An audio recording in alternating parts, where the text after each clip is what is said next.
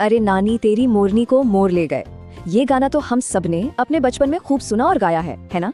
पर कभी सोचा है कि ये सिर्फ एक गाना नहीं है, बल्कि इसमें एक पूरी की पूरी कहानी छुपी है। जी हाँ, इसमें चोरी है, एक बढ़िया सा जस्टिस सिस्टम है और कहानी में एक ऐसा ट्विस्ट है जो शायद ही किसी ने सोचा हो। तो चलिए आज इस प्यारे से गाने के पीछे की मजेदार कहानी को परत दर परत खोलते हैं।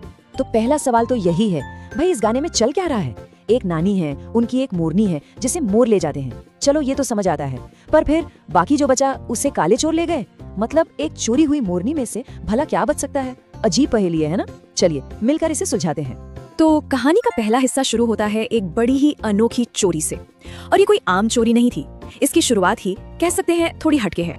तो गाने की पहली ही लाइन हमें पहले गुनहगारों से मिलवाती है, और वो है मोर। उन्होंने नानी की मोरनी को चुरा लिया। यहाँ तक तो कहानी बड़ी सीधी साधी लगती है, लेकिन रुकिए, असली खेल तो अब शुरू होने वाला है। जी हाँ, यहाँ पर मामला थोड़ा पेचीदा हो जाता है। असल में इस कहानी में एक नहीं बल्कि दो चोरियां हुई हैं। मोरनी की चोरी तो बस एक शुरुआत थी। इसके ठीक बाद एक और चोरी होती है जो और भी ज्यादा रहस्यमयी है। और फिर आते हैं कहानी के दूसरे विलन, काले चोर। और देखिए ये ले क्या गए, जो मोरनी के जाने के बाद बचा हुआ था। बस इसी एक लाइन ने सालों से हम सबके दिमाग में एक सवाल खड़ा कर रखा है। और सच कहूँ तो यही इस गाने की खूबसूरती है। सोचिए तो जरा, मोरनी के चोरी हो जाने के बाद क्या बचा होगा? कुछ नहीं, है ना? पर यही तो बच्चों की प्यारी सी मासूम दुनिया होती है, जहाँ लॉजिक से ज्यादा मजा मायने रखता है। चलिए अब कहानी के दूसरे पड़ाव पर चलते हैं, चोरों का सफर। चोरी तो हो गई, पर इसके बाद उन काले चोरों का क्या हुआ? आइए देखते हैं। तो उन काले चोरों ने चोरी के बाद क्या किया? अरे उन्होंने तो पार्टी कर ली। पहले तो खूब खाया पिया, इतने मोटे हो गए, और फिर सोचा कि चलो अब भाग निकलते हैं। तो उन्होंने एक ट्रेन पकड़ ली।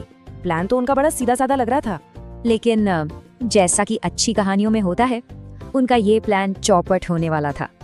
चोरों को लगा कि वे तो आराम से निकल जाएंगे, पर उनकी किस्मत में तो कुछ और ही लिखा था। और ये देखिए क्या कमाल का इंसाफ हुआ। जिस डिब्बे में चोर बैठे थे वो ट्रेन से अपने आप अलग हो गया और कहाँ पहुंचा? सीधा जेल के अंदर। मतलब एकदम फिल्मी सीन है ना? बिना किसी पुलिस चेज के अपराधी सीधे जेल पहुंच गए।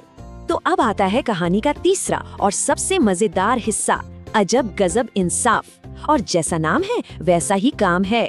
इस कहानी में न्याय भी बड़े ही अनोखे ढंग से किया जाता है। अब एक बात याद कीजिए, इस कहानी में मुजरिम दो तरह के थे। एक तो थे काले चोर और दूसरे थे मोर। और मजे की बात यह है कि दोनों के लिए सजा भी अलग थी और सजा देने वाले भी अलग थे। तो यहाँ देखिए, दो अलग अलग अदालतें हैं। एक तरफ इंसानी चोरों के लिए मोटे थानेदार हैं जो उन्हें जेल भेज देते हैं, और दूसरी तरफ जानवरों के लिए एक पूरी की पूरी अलग सरकार है, और वो है जंगल की सरकार। क्या कमाल की कल्पना है! एक ऐसी दुनिया जहाँ जानवरों का अपना कानून है, अपनी अदालत है, और उनकी सजा जेल नहीं बल्कि मोरों को जंगल में खूब नचाया गया।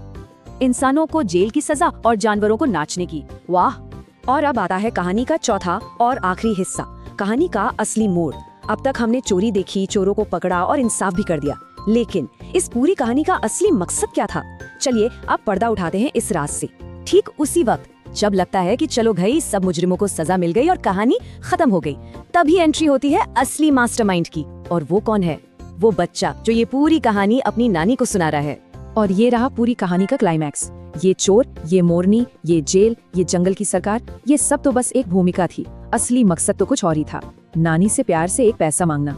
यही सवाल इस पूरी कहानी को एक नया मतलब दे देता है ना? क्या ये पूरी कहानी सिर्फ एक बच्चे की अपनी नानी से एक सिक्का लेने की एक बहुत ही प्यारी और क्रिएटिव तरकीब थी? बच्चे की स्ट्रैटेजी तो देखिए कितनी जबरदस्त थी। पहले नानी के सामने एक प्रॉब्लम रखी कि मोरनी चोरी हो गई, फिर उस प्रॉब्लम का एक बड़ा ही मजेदार सोल्यूशन सुनाया, और जब नानी खुश हो गई तो इनाम के तौर पर बस एक पैसा मांग लिया। वाह क्या दिमाग लगाया है! और बस हम इसी सवाल के साथ आज की ये चर्चा खत्म करते हैं। ये गाना सिर्फ मनोरंजन नहीं है, बल्कि एक बच्चे के मासूम लेकिन बहुत ही तेज दिमाग का एक खूबसूरत उदाहरण है। ये हमें बताता है कि कभी कभी जो कहानियां हमें सबसे सीधी सादी लगती हैं, उनके पीछे सबसे दिलचस्प मकसद छिपे होते हैं।